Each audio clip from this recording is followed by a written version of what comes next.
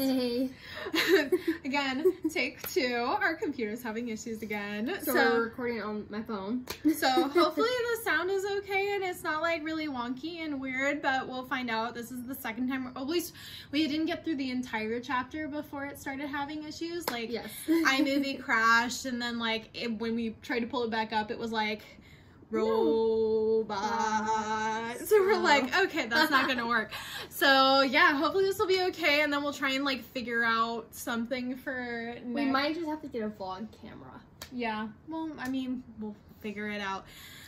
Being flexible, gotta be flexible. All right, so really quickly, we're gonna do a recap. We're gonna try and get through all this because she's got a dinner date to go on, and yes, was not planning on being here this long. It's anniversary dinner date thing. So yeah. So we know we're tilted at a weird angle. It's the best we can do. So bear with us. The board. The board. The board. Okay. So, we have Tyler might be a werewolf, which had so many foreshadowing. We already figured out last time that the large crow was not Bonnie's grandma, as cool as that would have been. Mm-hmm. Halloween Fiasco was the chapter before that. Creepy guy is Damon. Woo! And we have a prediction that Damon thinks that Elena might be secretly Catherine and survived. Yes. All right. Recap. Well, I don't know. I'm lost. I know, because we just read part of the chapter.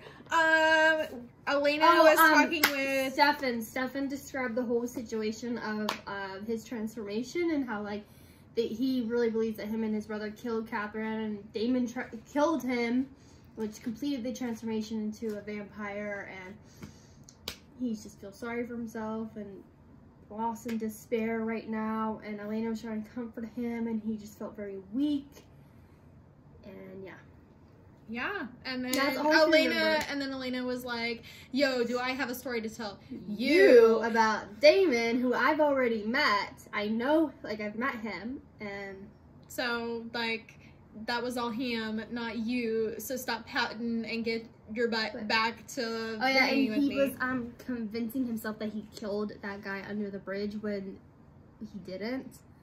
So yeah, all right, chapter 15 for take 2. Oh wait Chapter 15. As soon as he left Elena's house, Stefan went into the woods. He took Old Creek Road, driving under the sullen clouds. Yeah, I don't think that's gonna work. I think they're just gonna have to see the top half. I think it'll be okay though, because I'm pretty sure that they're just listening and not watching us be weird and goofballs. All right. Weird.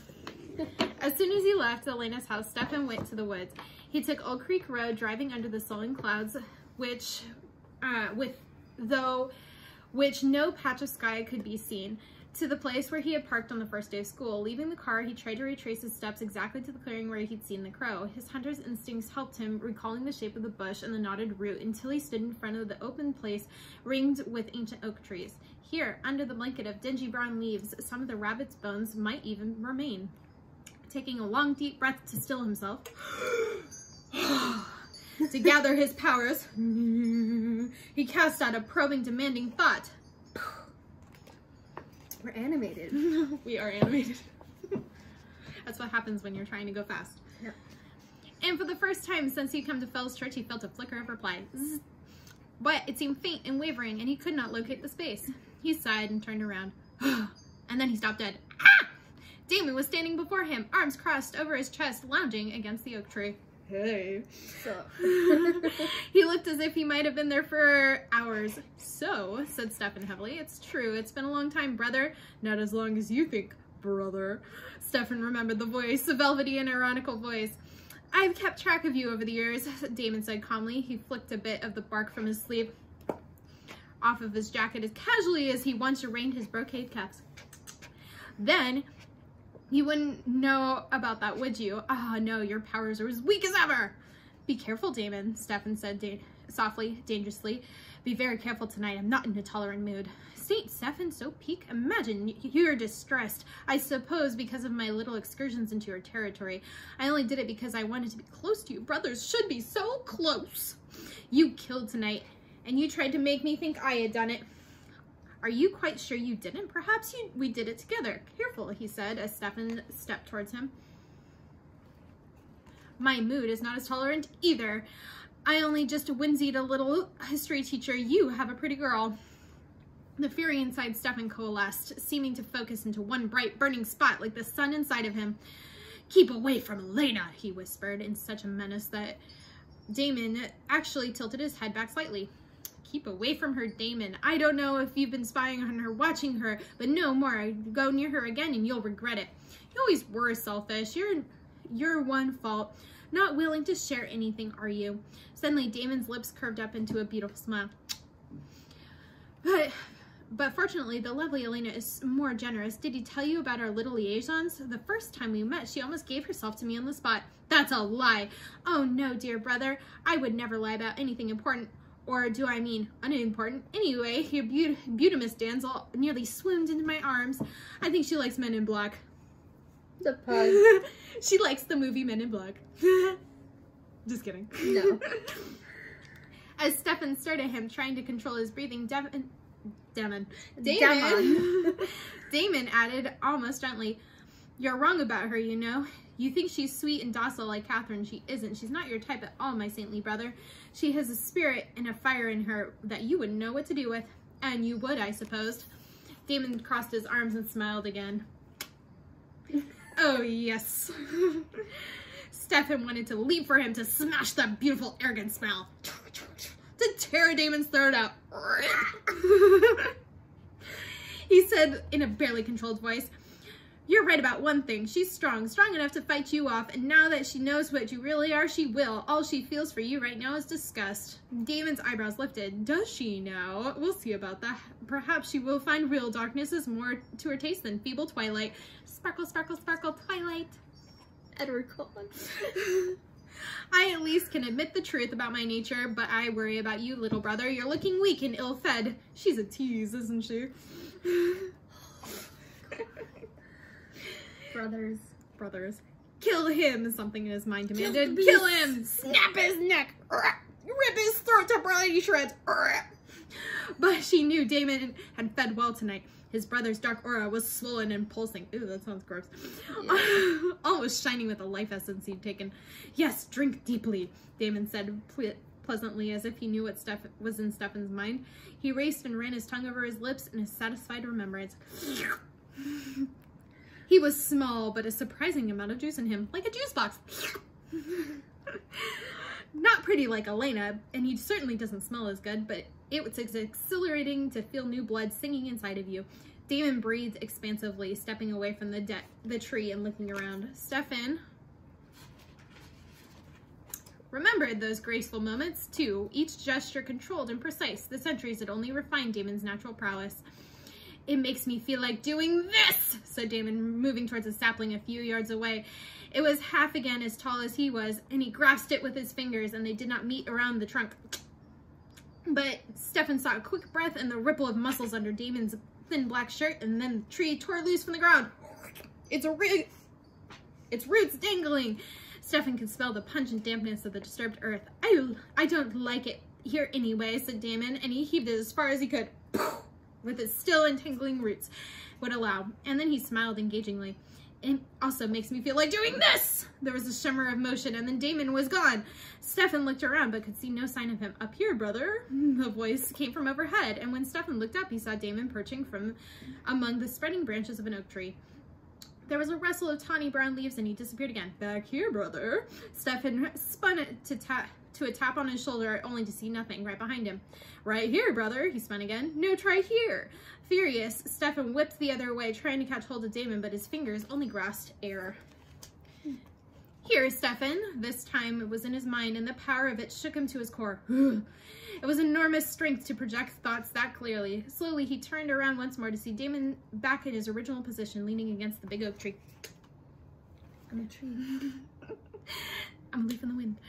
But this time, the humor in his dark eyes had faded. They were black and fathomless, and Damon's lips were set into a straight line. What more proof do you need, Stefan? I'm much stronger than you, and much stronger than you, as you are stronger than these pitiful humans. I'm faster than you, and I have other powers you scarcely heard of, the old powers, Stefan, and I'm not afraid to use them. If you fight me, I will use them against you. Karate chop! Is that what you came here for, to torture me? I've been merciful with you, brother. Many times you've been mine for the killing, and I've only spared your life. But this time is different. Damon stepped away from the tree again and spoke out loud. I'm warning you, Stefan, don't oppose me. It doesn't matter what I came here for, but what I want now is Elena, and if you try to stop me from taking her, I will kill you. You can try, said Stefan. The hot pinpoint of fury inside him burned brighter than ever, pouring forth its brilliance like a whole galaxy of stars. He knew somehow it threatened Damon's darkness. You think I can't do it? You never learn, do you, little brother? Stefan had just enough time to note Damon's wry shake of the head. And there was another blur of motion, and he felt strong hands seize him. Ah! He was fighting instantly, violently, trying with all his strength to throw them off. But there were hands like steel. Your hands are cold. Sorry. I'll stop. He lashed out savagely, trying to strike at the vulnerable area under Damon's jaw. It's no good. His arms were pinned beneath him, his body immobilized. He was as helpless as a bird under the claws of a lean and expert cat. He went limp for an instant, trying to make himself a dead weight, and then he suddenly surged with all his muscles to break free, trying to get a blow in. The cruel hands only tightened around him, making the struggles useless. Pathetic. You always were stubborn. Perhaps this will convince you. Stefan looked into his brother's pale face, pale as frosted glass of the boarding house, and those black bottomless eyes. Then he felt fingers grasp his hair, jerk his head back, and exposing his throat. His struggles redoubled. Frantic, "Don't, brother," came the voice in his head, and then he felt a sharp, rending pain of teeth. He felt the humiliation and helplessness of the hunter's victim, of the hunted, of the prey, and then the pain of blood being drawn against his will. He refused to give in, and the pain grew worse. A feeling of his soul was tearing loose like the sapling. It stabbed through him like spears of fire, concentrating on the punctures in his flesh where Damon's teeth had sunk in. Agony flamed up his jaw and cheek and down his chest and his shoulder. He felt a wave of vertigo as he realized he was losing consciousness. Then abruptly the hands released him and he fell to the ground into a bed of damp and moldering oak leaves. Gasping for breath, he painfully got to his hands and knees. You see, little brother, I'm stronger than you, strong enough to take you. Take your blood and your life if I wish. Leave Elena to me, or I will. Stefan looked up. Damon was standing with his head thrown back, legs slightly apart like a conqueror, putting his foot on the neck of the conquered. You can't see like half the stuff I'm doing. I just realized. Those night black eyes were hot with triumph, and Stefan's blood was on his lips. Hatred filled Stefan, such hatred that he would never known before.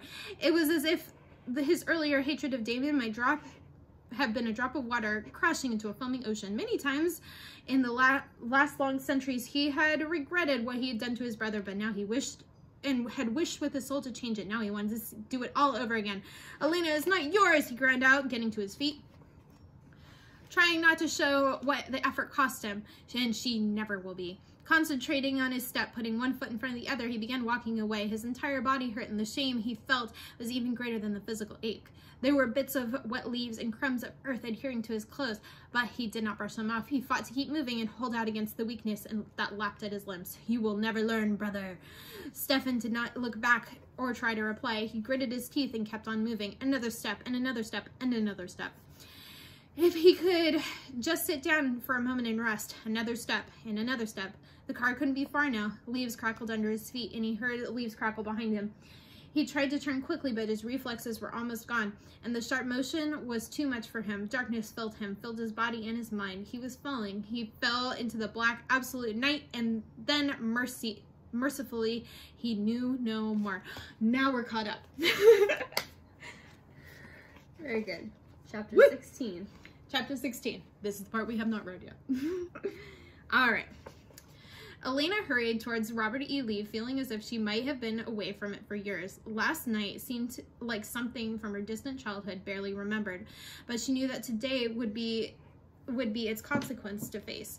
Last night, she had to face Aunt Judith. Her aunt had been terribly upset when the neighbors had told her about the murder, and even more upset that no one seemed to know where Elena was. By the time Elena had arrived home at nearly 2 in the morning, she had been frantic with worry.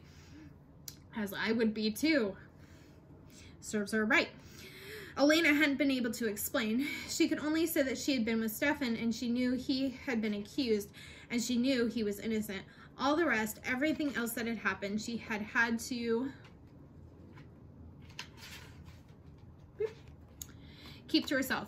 Even if Aunt Judith had believed it, she would never have understood. And this morning, Elena had slept in, and now she was late. The streets were deserted except for her, and she hurried towards the school. Overhead, the sky was gray and the wind was rising. She desperately wanted to see Stefan. All night, she had been sleeping so heavily she'd had nightmares about him. One dream had been especially real. In it, she saw Stefan's pale face and his eyes, angry, accusing eyes. He held up the book to her and said, "How could you, Elena? How could you?" Then he dropped the book at her feet and walked away. She called after him, pleading when she went, but he went on walking until he disappeared in the darkness. When she looked back at the book, she saw it was bound in dark blue velvet, her diary. A quiver of anger went through her as she thought again of how her diary had been stolen. But what did the dream mean? What was in the diary that made Stefan look like that? She didn't know. All she knew is that she needed to see him, to hear his voice, to feel his arms around him. Being away from him was like being separated from her own flesh. She ran up the steps of the high school into the nearly empty corridors. She headed towards the foreign language wing because she knew that Stefan's first class was in Latin. If she could see him for a moment, she would be all right, but he wasn't in class. Though the little window in the door, she saw his empty seat. Matt was there, and the expression on his face made her feel more frightened than ever. He kept looking at Stefan's desk with a sick apprehension. Elena turned away from the door mechanically like an automaton. She climbed up the stairs and walked towards her trigonometry classroom. As she opened the door, she saw every face turned towards her, and she slipped into the empty desk behind Meredith.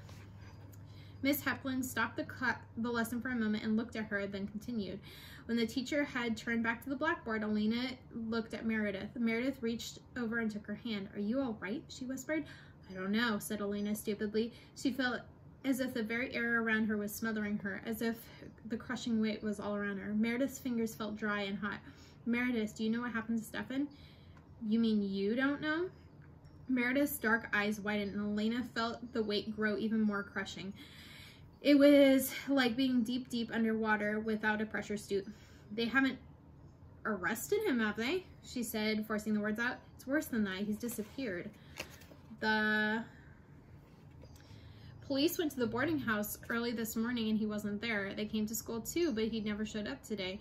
They said they found his car abandoned out by Old Creek Road, Elena. They think he's skipped town because he's guilty. "That's not true," said Elena through her teeth. She saw the people turn around and look at her. She was beyond caring. "He's innocent." "I know you think so, Elena, but why else would he leave?" "He wouldn't. He didn't." Something was burning besides Elena, the fire of anger that pushed back at the crushing fear. She was breathing raggedly. "He would never have left town of his own free will." "Well, you mean someone forced him? But who? Tyler wouldn't dare." "Forced him or worse," Elena interrupted. The entire class was staring at them now. Miss Hepburn was open-mouthed.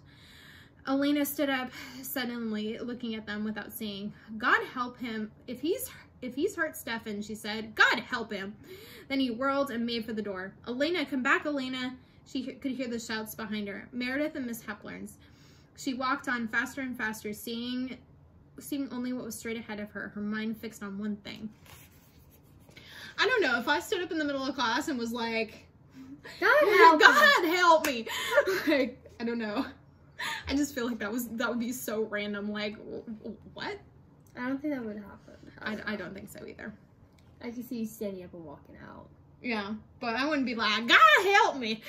Right? Anyway, last page. They thought she was going after Tyler Smallwood. Good. They could waste their time running in the wrong direction. She knew what she had to do. She left the school plunging into the cold autumn air. She moved quickly, legs eating up the distance between the school and Old Creek Road. From there, she turned towards Wickery Bridge and towards the graveyard. An icy wind whipped the back hair and stung her face. Oak leaves were flying around her, swirling in the air, but the conflagration of her heart in the searing hot and burned away the cold. She knew now that what a towering rage meant. She strode back past the purple beeches and the weeping willows in the center of the old graveyard and looked around with feverish eyes. Above, the clouds were flowing along like lead gray river. The limbs of the oaks and the birches lashed together wildly. A gust threw handfuls of leaves in her face. It was as if the graveyard was trying to drive her out, as if it were showing its power, gathering itself to do something awful. Elena ignored it. She spun around, her burning gaze searching between the headstones. She turned around and shouted directly into the fury of the wind. Just one word, but she knew it would bring him. Damon. And that's the end of The Awakening. Dang. Just playing fire. Yep.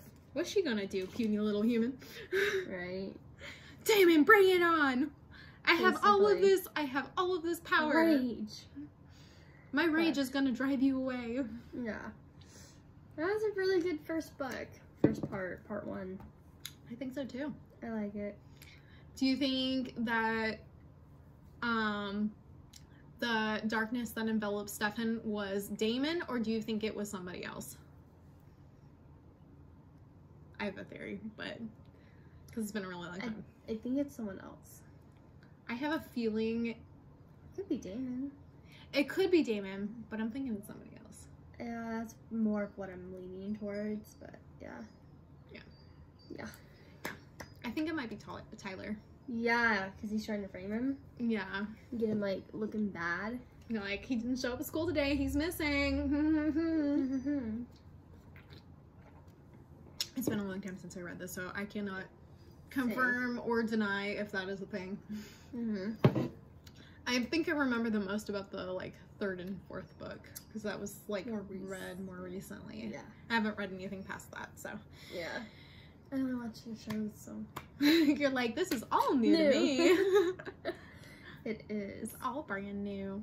All very new. We did not have a reveal of Catherine. We did not have a reveal of Tyler Smallwood. We just had Elena going to the graveyard to go and square off Damon. And there was like a testosterone-filled battle. Yeah, between the brothers. Honestly, it kind of reminded me of like, I don't know, like anime. Like, yeah. Kind of did too. Just a little bit. Yeah, just how like anime sets itself up. I don't know. It just kind of reminded me of that. Like, oh, that's all good. I will use my power. Don't make me use my power, brother. I don't know. That's just kind of how I felt with that. The vibe it was giving me. Same. Then again, that was probably also the way I was reading it, because I was reading it so fast. Yeah. Pretty fast. I think last time I was like, I read it a lot slower. We kind of glanced a little bit on our conversations that we had, but not really. This time it was just like, okay, I'm just trying to get through this so you can go to your dinner. Exactly. Last time I was a little bit rushed. But that's okay. We got through the chapter. We're good. We're on track. Our Tuesday episode has lots of meat in it, so. Yeah. Not as, don't feel as bad. Plus, if we have time, we're going to try and record that Talk Show Tuesday, but I don't think we have time. Yeah. I don't think we'll see what we do. But we'll do that another time. Don't worry about it. New stuff coming. But yeah, so this is my phone, so I do need to turn it off because I don't have a whole lot of storage. But it was good. I'm excited for part 2. Me too. I think we're going to hear more about Catherine and Damon. And maybe some Tyler. Maybe some Tyler. And I think a little bit of Bonnie. Doing her witchy stuff. Yeah, I think some of that's going to come out too. All right. Yeah. Bye. Bye.